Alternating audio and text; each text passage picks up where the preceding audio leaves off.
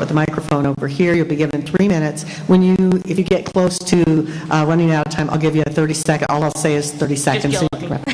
Oh, I got a microphone. I don't have to yell. So I would just ask you to state your name. You don't have to give your address, but we will go from one side to the other and back. So if you would like to begin, I will get my clock going. Go ahead. And my name is Pearl Baker. There is a lot to unpack here. With your statistics that you're citing, I question some of your sources because sources from Colorado itself, specifically their Healthy Kids initiative, shows that youth use since legalization has actually fallen. And the high intensity... Let her speak or she'll run out of time. The high intensity organization, and that's supposed to be federal, well, their survey numbers that cite an increase in youth use comes from a study of a little over 500 people. The Healthy Kids, run by the state of Colorado, studies these 56,000 kids, and their data shows that when legalization happened, and the number of youth that had already used was at 43%. As of 2017, it's fallen to 35%. And with current users in the youth population, at legalization, and it was at 25%, it's currently at 19%, which is 1 percentage point below the national average of 20%. And so it's admirable that you're concerned about the youth. However, it is extremely hypocritical because we have 185 active liquor licenses in this town and 86 active video gaming licenses in this town. And again, when you are clapping and cutting, you're cutting her off. So please don't cut her off. Let the speakers continue. And so we have all this licensing now. Well, in my estimation, going by what you charge for the licensing, with the video gaming and alcohol licensing, you're bringing in roughly $500,000 with that. It seems hypocritical to not allow a dispensary when you're not doing anything to curb the licenses. And in fact, 30 seconds. Okay. In fact, your Class P licenses, you're currently 7 over the 20 max that you're stipulated that you want to allow. So, thank you. Thank you very much.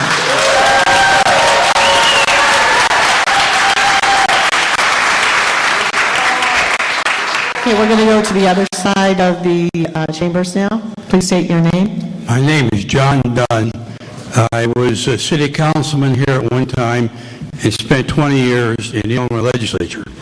And by the way, I'm both ends shouting. And I'm here tonight because a huge mistake was made when I was on the city council. I'm the only living city councilman alive who had a vote on the Hickory Point Mall. It was a discussion heated just like this. It was a decision just like this, and it was wrong as could be. 4 of us voted right, and it cost the city millions and millions of dollars. My point tonight is we do not have time to back away and reflect. It had to be yes or no, and the consequences are awful. Tonight, you people have the luxury of sitting back, seeing what the state is going to do, what the business might do or not do, and then enact something that everybody can like or at least tolerate. And furthermore, those of you who like smoking, the act clearly says smoking cannabis will be prohibited everywhere cigarettes are prohibited under the Illinois Smoke-Free Act. So take your time, and it'll be a better decision. The Hickory Point Mall was horrible, awful, still awful. Thank you very much. Thank you, Mr. Dunn.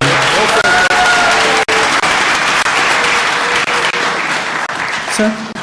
My name is Christopher McCloy, and I don't have too many points, but Just from sitting in here for the last 20, 30 minutes, as you guys have explained your points and your feelings on the matter, I think it is very obvious that the majority of people here are for it. I have not heard but maybe a handful of people in the crowd that are with you guys and saying opt out. That by itself to me is a pretty big standing point. The majority of your constituents that have shown up here today are for it. They're for it. So, I mean, if the majority that are here today are for it, and the majority of here people, or there isn't a majority of people here that are against it, I mean, that's a pretty clear sign, right? I would imagine it is. 50, 60, 75% of this go this way, 25 go that way. It's pretty obvious. Two, if we're already going to have to deal with the cost of this as a state, it's already going to cost us this much money to go through this act, right? To have this implemented in the first place, for it to be legal. Why would we give up an opportunity to make money off of it? And like she had said, we've got how many liquor stores on every corner? We're going to tell kids, no, smoking's not okay. You're legally allowed to do it. You got to go to another town to buy it, and you get to watch your uncle or your sister or your brother or your mom or your dad drink themselves into stupor, but you can't smoke weed. I find that very, very hypocritical. And past those two issues, I don't really see anything else that even should stand in the way at all. The majority of the public for years now has been in support, and that's across the United States, has been in support of the legalization of marijuana. It is finally legal. It's going to be legal. People are going to smoke it no matter what. Why not make money off of it? Why not bring jobs to this town? That's all my point is. So thank you, sir. Appreciate it.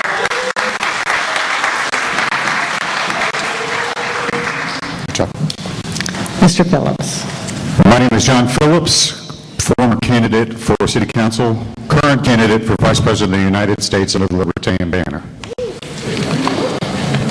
I stand here before you today, first of all, a little offended, because I stood before this City Council 4 weeks ago, and some of you longer than that, and told you that I had done all the research on this.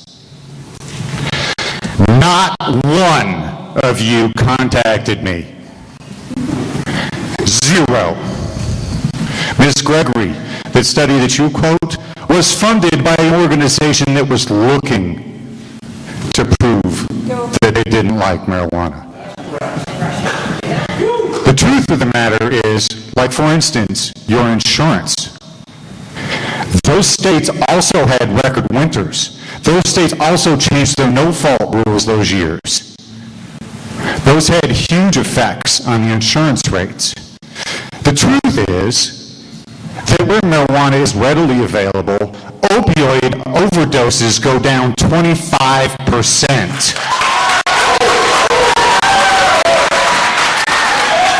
Again, you're cutting into his time. The truth is that Portugal decriminalized all drugs and saw addiction rates fall, teen use fall, injection rates fall, and those results are replicated everywhere it's been done in the United States. That's correct. That is the truth.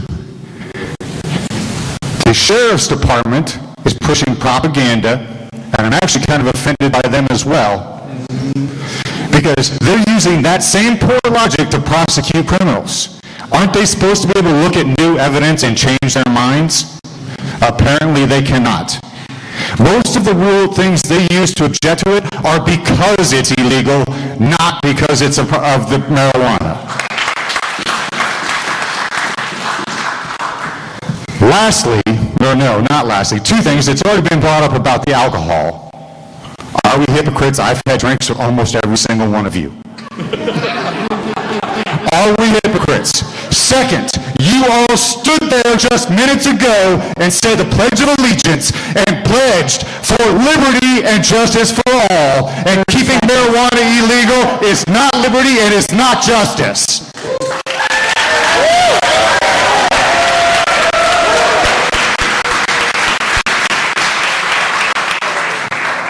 You're next. All right. Good evening, Councilman. My name is Drew Laney, and I've been a resident of Decatur all my life. I graduated from Eisenhower High School in 2017, and I'm currently attending Richland Community College. I'm also the only Democratic Socialist chair for the Central Illinois Democratic Socialists of America, and I appreciate the opportunity to speak and make my case to opt in on cannabis sales and dispensaries. I try and do my best to convince you, the council, this should not be a controversial vote. Firstly, Springfield and Urbana are both two major cities like we've already discussed. If we do not allow our citizens to purchase cannabis in Decatur or start cannabis-related businesses, not only are you saying to all those future entrepreneurs and current local business owners that Decatur is not a place for progress or new business, you're also saying to every medical card user and every person who does not want to purchase their cannabis illegally that they either have to drive to another city and spend their money there or purchase it on the street. Opting out would not be a hardline stance against drug abuse, it would be a hardline stance against progress. There will always be a population in Decatur that will be using cannabis for medical or recreational purposes, whether you like it or not. Before I discuss the arguments made against, I want to thank Councilman Rodney Walker for saying in the Sunday issue of the Herald and Review that the constituents should decide, as the city council members are extensions of the community. I hope the council takes heed to those words tonight. Councilman McDaniel, you were quoted in the Sunday paper as saying you already made up your mind and that the bad guys are going to continue to be in Decatur and it might even increase. That is classic dog whistling, where one makes the implications that echo historically racist profiles of criminality to shift the focus of discussion away from socioeconomic issues to the data presented at We can't hear him when you're clapping. We can't hear him when you're clapping. You can hold your applause till the end. We expect more from you than ideological or data-absent excuses as to not help our community. Councilman Cool, you said that with the $70 million community care campus for drug addiction, you said that as well, Mayor.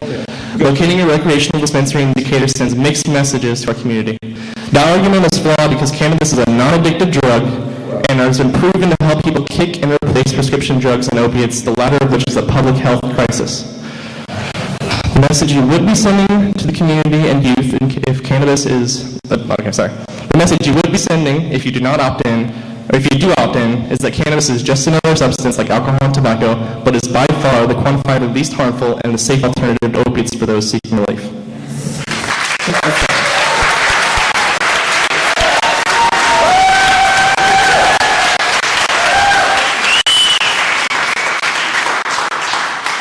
Mr. Jenkins.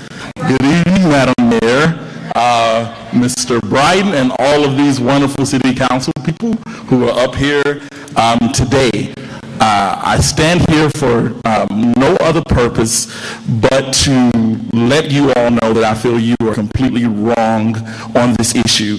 And I don't mean the issue of just a dispensary, but just the way that you're looking at it. The reason why I say that is I stand here as an intelligent black man who's well-read, well thought out. I'm not a magical Negro, so I don't have any dust to sprinkle to make the rest of the Negroes happy today. So, but what I do want to let you know is that we are here today because of a failed war on drugs.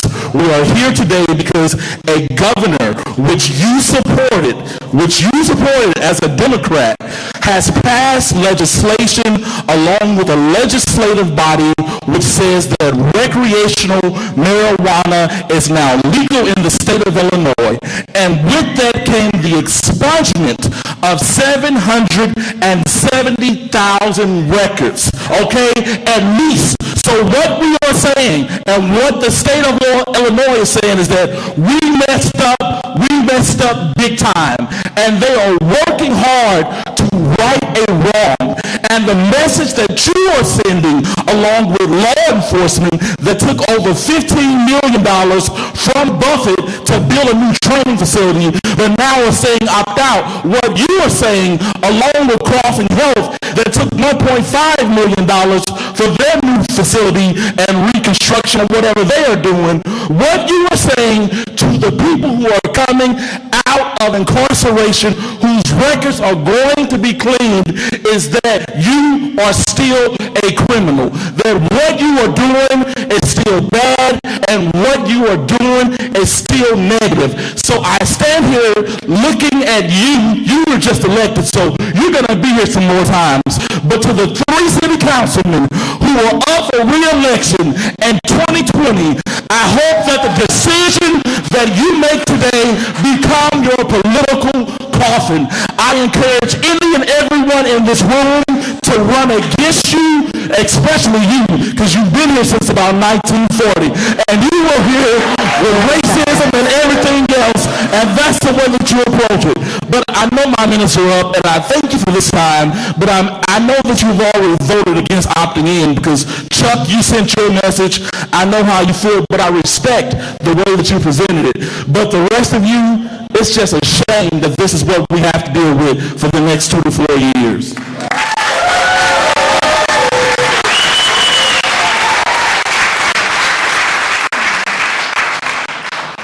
Ma'am. Hi, my name is Ruth Alfrecht. I had a 12-minute speech prepared, so I'm going to try to get it down to 3 minutes. First of all, I'd like to say to Pat McDaniel, I don't know who you hang out with. And considering you're not allowed to speak now, are you? Considering you have gray hair like I do, it's probably people my age. And I have been around many people who are in favor, most of all, of a medical dispensary because of its benefit to the elderly. And really, that's why I was here. I wanted to talk about the elderly and promote a marijuana dispensary here for the sake of them. But to move on, I'll just mention a little bit. My son has been in Colorado for 5 years, where he went to school and got his master's, and I've been there to visit many times in the last 5 years. I've seen changes that have happened there, and I bet you've never been to a dispensary when you were in Colorado, have you? Council's not going to respond, but go ahead with your time. Okay. This is your time. It's my first time. This is your time. I've been in the healthcare field all of my life, so I've always been drug tested. I've had background checks done on me. And so when I went into a dispensary with my son and his fiance, just because it was legal, I wanted to see what was going on. I tried to stay as far away from the counter as I could. I didn't want it getting in my bloodstream or anything, but I just wanted to get a first-hand look at what was going on and who were the type of people that were coming in to buy it and what was their reason for coming in to purchase it. So in that sense, I just want to explain that this year I went to something in Colorado that's called Frozen Dead Guy Days. It was something that's on my bucket list, and I wanted to get it accomplished while I could still walk before I got to be too old. So I went to Boulder, Colorado with my son's fiance. We got on a bus, which they had gobs of them because it's a big event, and everybody wanted to go. So we went up to Nederland on the bus with all of these kids, young people, probably a lot of college kids. We went up there and we enjoyed a time. We were in a concert where they were passing the joints around, 30 seconds. just like back in the 70s when I was alive and well and kicking. And the kids were standing in line, taking their last tokes before they got onto the buses to come back home. And as we came back home, they were singing Queen songs. I didn't see violence. I didn't see the things that you think you associate with about 5 seconds. pot or dispensaries. And I think, plus I want to add, You're out of time. oh man, I'm sorry. Thank you.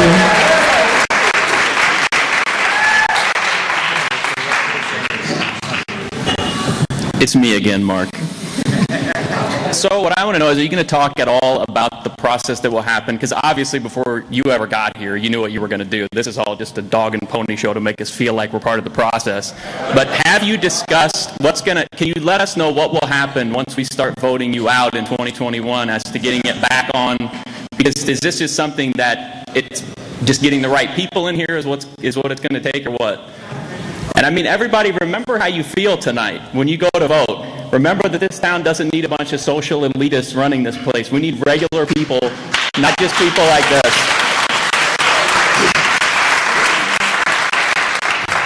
Sorry, I was thinking about cats again. Thank you for your time.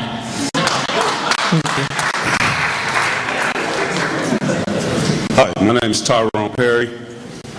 I've been around Decatur for a long time. Wasn't born here, but I've been around here. I've ran businesses. I've been in the streets, so I can talk from both sides. You guys think that marijuana is bad? from a guy who's been in the streets, I'm going to let y'all know that that's what keep people calm. That's what keep all the drama from all. People don't have time for all the mess when you let them have what they want. Here's the thing. We're productive citizens. We're the same productive citizens who voted you guys in. Why are you not allowing us to have what we want? You're working against us. We're going to have to get on the highway, drive out of town, and come back to here. And at the same time, there's going to be somebody who can't wait to get back to town, who's going to try to roll up something and smoke it, and if he have an accident, Lord forbid, because then the testing is going to come out, because there's never a test that shows a guy's success from marijuana use. It's only a test when there's something bad happening. My thing is I am starting a company called Illinois Grow Pros. And what Illinois Grow Pros is, it's going to be the Google the cannabis Google. We're going to be the people that you come to build your grow rooms. We're going to be the people who you come to. Anything that you want to know about cannabis field, we're the people to talk to.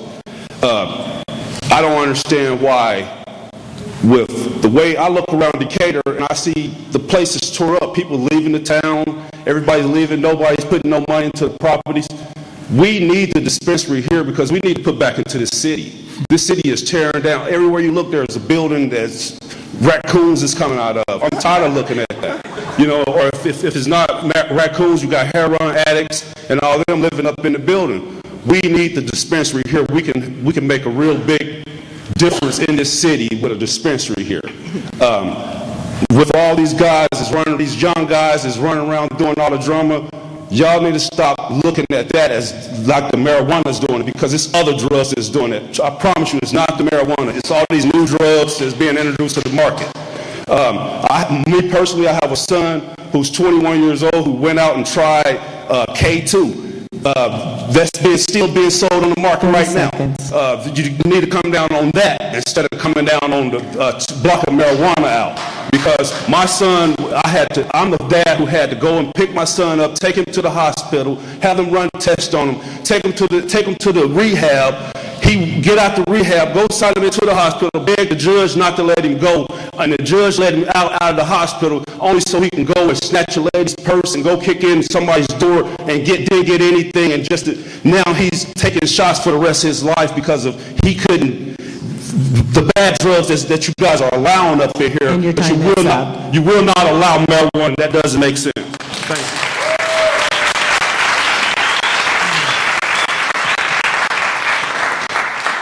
Yeah. Hi, my name is Lisa Kendall. I'm the co-chair of the Central Illinois DSA chapter here in town.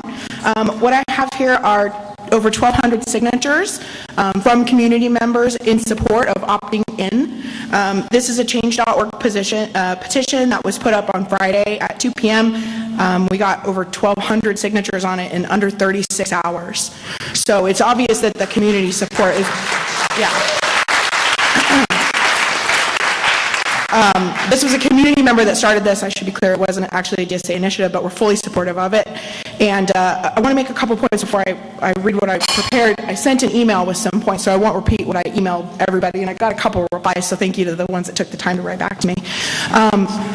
The law that was passed protects children from accessing it, and I heard that come up a couple times in your comments. I've been a medical cannabis user for 15 years. I'm very much in support of keeping that away from children. I don't think anyone is debating that point. The legislation that was passed is for people that are 21 and over. So what are the messages that we're sending them? That it's for adults, just like alcohol, right? If you've been in a bar, there is not a difference. The type of people that use cannabis vary widely, as you can see from just this audience, right? We're not talking about thugs and hoodlums and whatever you would describe that to be. This is a variety of people, a lot of whom find a lot of medicinal benefit from using this plant. It's just a plant. And so I believe that the social good that could outweigh the negative impacts is tremendous. By not bringing this here, we're also ignoring the opportunity that we have to actually do a lot of social good with the tax revenue that we're going to generate by not only displacing the criminal market and freeing up law enforcement to focus on serious crime, but by also bringing it to the hands of people who really, have a medical need. So we had someone post a comment to our page very quickly. I'll read a couple highlights of hers. She says, I'm a medical patient, have been for a year and a half. How many people can say they have to drive 2 hours to pick up a legal prescription? I cannot have it delivered to my door when I'm too ill to pick it up myself. Do people have any idea what this process is like? Insurance does not pay for this.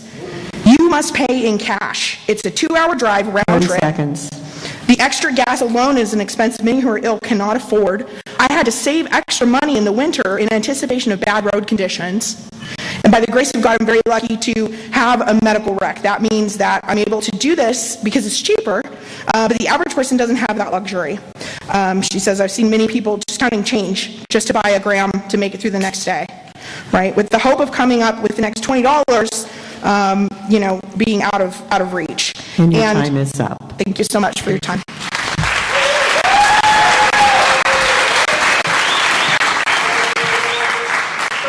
My name is Aaron Michael Purcell. I have used cannabis for medicinal uses for about 10 plus years. For me, I have always wanted to find a safer alternative to treating my schizophrenia disorder rather than these harsh side effects of the injections and pills. Since the late 1990s, I had to deal with these detrimental symptoms that came along with the use of pills and injections. When I use cannabis to treat my disorder, it also has side effects. I will name a few. Increased focus with minimal distractions of the mental illness I suffer from. Second, more ambition in life. A break in the connection between the schizophrenia and myself. This brings me to my next topic, the regulation in sales that the city of Decatur should think about. Because if we as a city does not vote yes, then the people of Decatur will take their money to another city and we will be losing a lot of revenue which could help this city drastically. Thank you. Thank you, sir.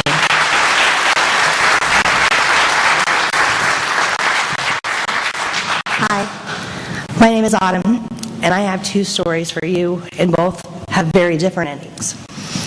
In 2011, my husband, an Iraq vet who had been fighting for 3 years to get medical marijuana for his TBI and post-traumatic stress, was denied. On June 26, 2011, I got a call from the neighbor that my husband was hanging and that he was dead on our carport. There isn't a day that goes by that I don't look at my daughter and sometimes think that I want to be dead too. But that's beside the point. I'm here today with my mom. My mom did get medical marijuana for severe skeletal disorders. But she lived for 10 years in complete agony. And after living that way for 3 years, she was put on opiates. Upwards of 250 opiates a month. There were several times a week that my mom would call me and tell me, I just want to die because the pain isn't going away. It's time that we stop thinking about marijuana as some sort of gateway drug into something worse and start thinking about it for what it is. It is a medication that grows in the ground. I have done extensive amounts. I'm upset. I've done extensive amounts of research myself because of my depression issues, because of what happened to my husband. I'm a very strong activist for veterans when it comes to medical marijuana. And a lot of you lied up here today and you used biased information. And if you can't make an unbiased decision about this so serious matter, then I think that matter needs to be left to the people.